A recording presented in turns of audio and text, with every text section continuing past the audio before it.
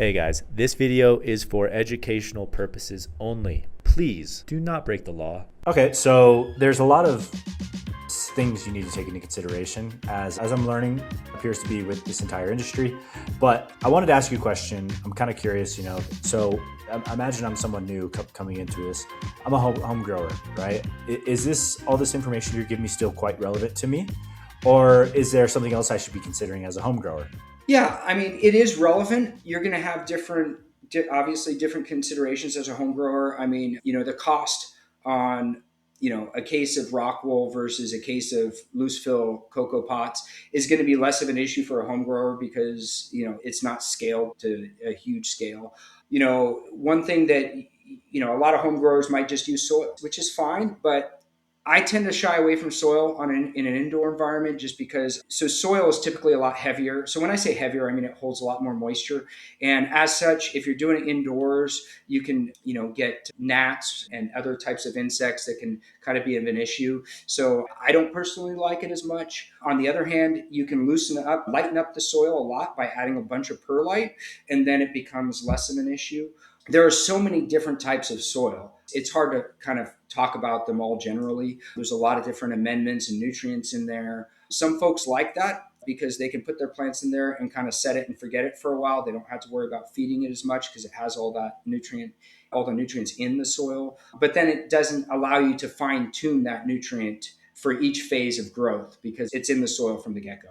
And there are some folks that will, just put it in a nutrient-rich soil and then never feed it any nutrients. That's not recommended. They will be nutrient deficient by the end of the cycle.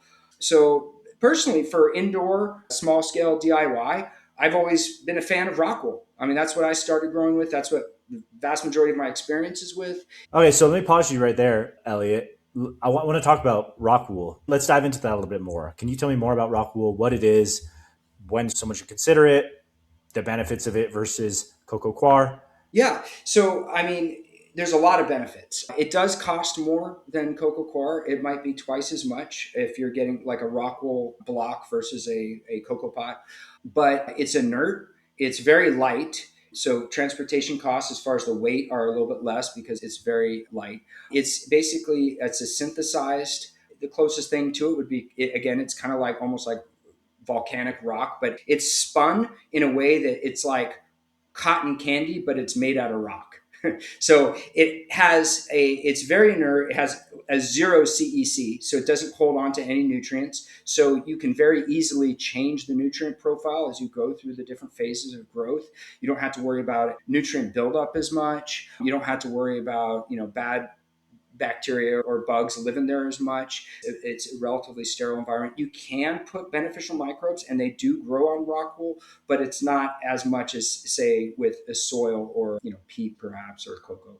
What I really like about Rockwool is that it has the perfectly balanced water content. So you can saturate it with water and it will drain, and it's never going to be oversaturated. Even when you could soak it in water, as soon as you put it on your tray, it's going to drain to like a perfect water content. And they make different, recipes that will have slightly different water content and draining properties, but it's kind of dummy proof in that regard.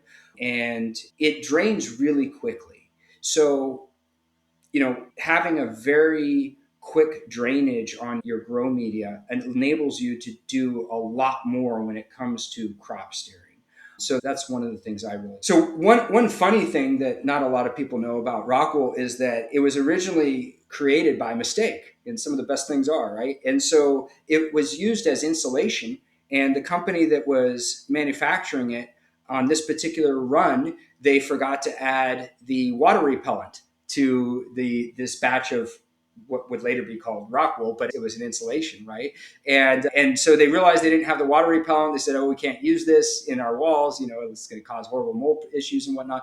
So they just threw it away. But they threw it out back behind the factory, and they came back like a week later, and all these plants were growing out of it, and they looked so fantastic. They were in their perfect environment. And a couple of the engineers looked at each other and said, "Well, maybe this could be a product." And now, many years later, decades later, it's one of the more popular products grow plants have. So that's kind of a cool little story. And yeah, to comment on that, when I was doing research for this episode, I was looking up Rockwool, and I was like, wait, hold on a second. This is insulation. Are we selling insulation? Pretty much. Yeah.